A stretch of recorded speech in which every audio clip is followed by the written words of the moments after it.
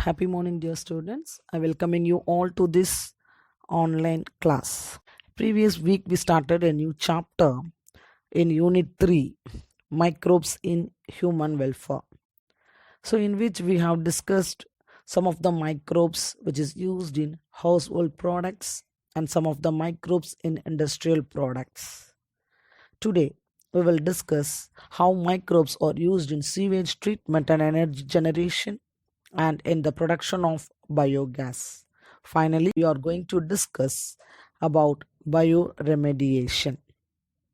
First, sewage treatment and energy generation. What is a sewage? Sewage is the waste generated every day in cities and towns containing human excreta. It contains large amount of organic acid and microbes which are pathogenic to humans and are biodegradable pollutants. Domestic waste consists of approximately 99% of water, suspended solids and other soluble organic and inorganic substances. Sewage should not be discharged directly into the natural water bodies like rivers and streams. Before disposal, sewage should be treated in sewage treatment plants to make it less polluting. So, this sewage treatment includes three different stages: the primary treatment, secondary treatment, and tertiary treatment. In primary treatment, the suspended and the floating materials are removed, and then in secondary treatment, this water is combined with the microorganisms. These microorganisms engulf the other microorganisms present in water. And the tertiary treatment includes addition of chemicals or using of ultraviolet rays to clean up this sewage water. This we will discuss more detail in chapter 13. And then we move on to microbial fuel cell, MFC, microbial fuel cell. Microbial fuel cell is a bioelectrochemical system that drives an electric current by using bacteria and mimicking the bacterial interaction found in nature. So, with the help of the bacteria, this microbial fuel cell is constructed. Microbial fuel cells work by allowing bacteria to oxidize and reduce organic molecules. Bacterial respiration is basically one big redox reaction. You know that what is meant by redox reaction.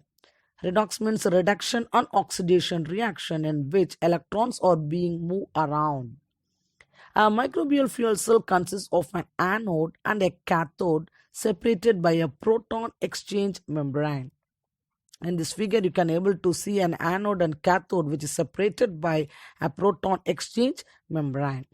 Microbes at the anode oxidize the organic fuel generating protons which pass through the membrane to the cathode, and the electrons pass through the anode to the external circuit to generate current. See, நிறைய நம்ம cells batteries பார்த்துருப்போம். So இது வந்து by using these microbes we can create electric circuit. Okay, and next one is microbes in the production of biogas. Biogas is a mixture of different gases produced by the breakdown of organic matter in the absence of oxygen. Biogas can be produced from raw materials such as agricultural waste, manure, and then municipal waste, plant materials, sewage, food waste, etc. Biogas is produced under anaerobic condition. Anaerobic means without the use of oxygen. That means in the absence of oxygen. When the organic materials are converted through the microbiological reactions into gas and organic fertilizer, biogas primarily consists of methane. One mark. Primarily consists of methane. About 63% of methane is present in biogas along with carbon dioxide and hydrogen. Methane producing bacteria are called as methanogens, and one such common bacterium is methanobacterium. The methane producing bacteria are called as methanogens. Biogas is devoid of smell and burns with a blue flame without smoke. The methanogens are also present in anaerobic sludge and the rumen of cattle.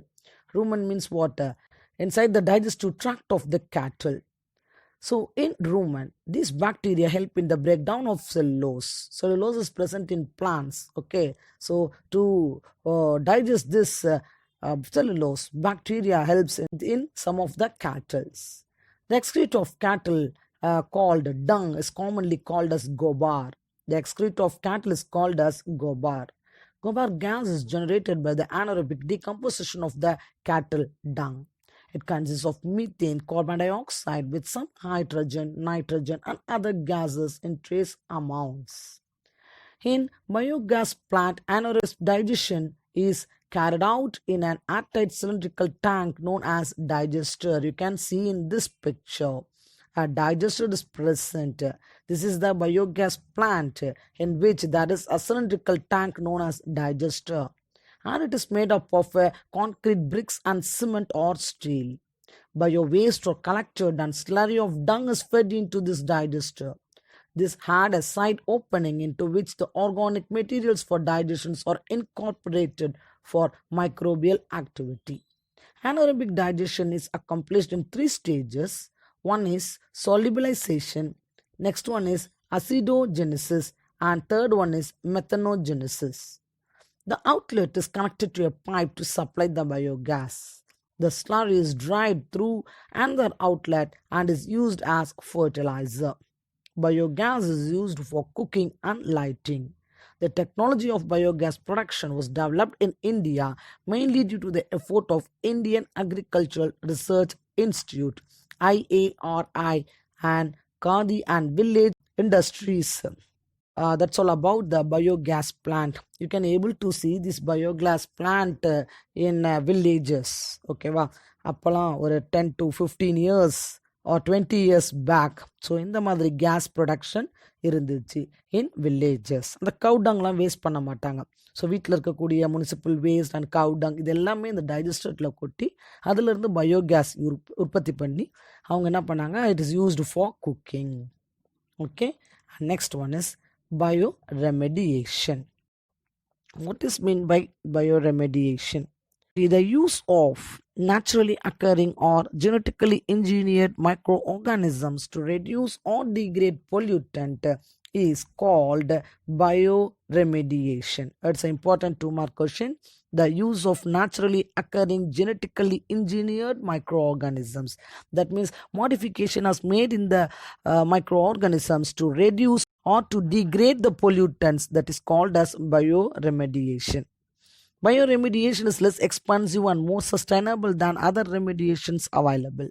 It is grouped into in situ remediation, that means treatment of a contaminated soil or water in the site, or ex situ bioremediation, that means treatment of contaminated soil or water that is removed from the site and treated. In situ na அந்த இடத்துல வெச்சு செய்யறது, ex situ அப்படின்னா அங்கேருந்து எடுத்துட்டு போய் வேற இடத்துல வெச்சு செய்யறது, அவ்வளோதான். Microorganisms involved in bioremediation. Aerobic microbes degrade the pollutants in the presence of oxygen. Aerobic means in the presence of oxygen. They mainly degrade pesticides and hydrocarbons.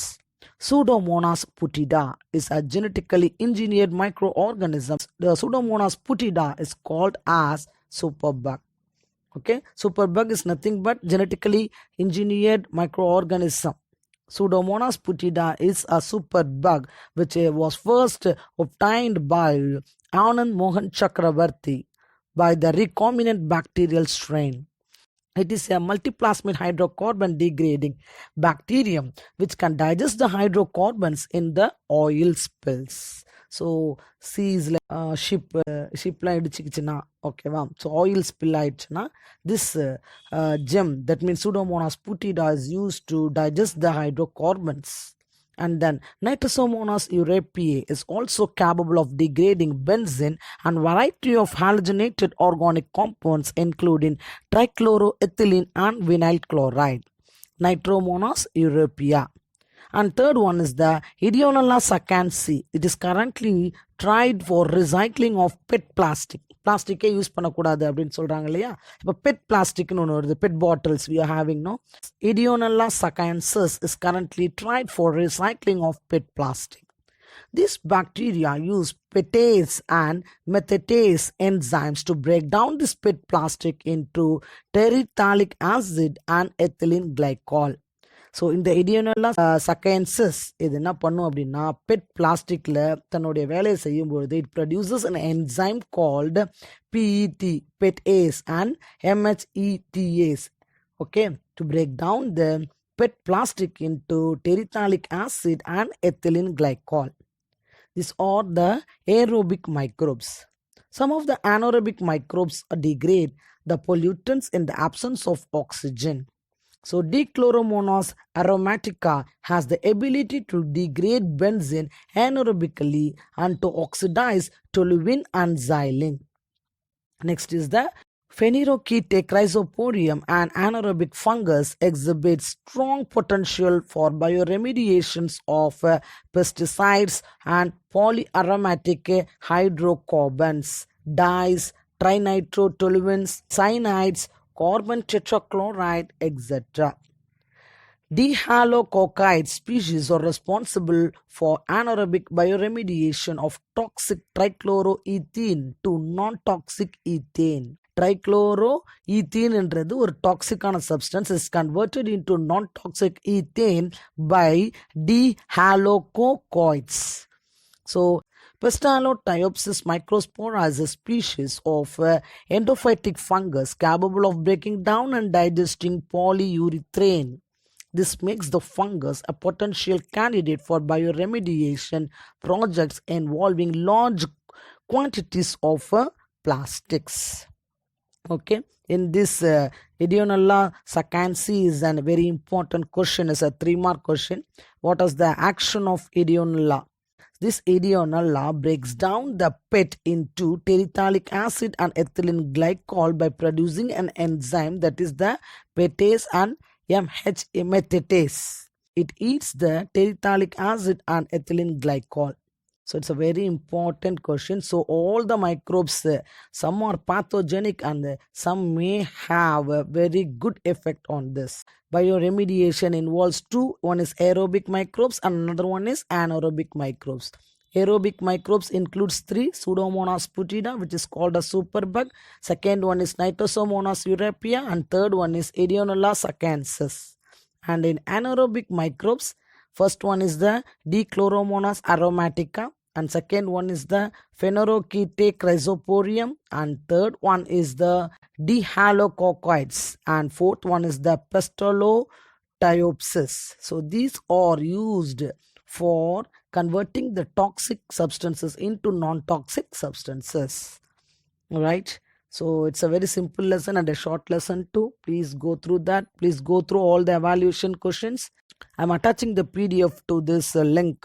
So please go through all the questions and write these questions in your classwork notebook. If you have any doubt, feel free to ask me.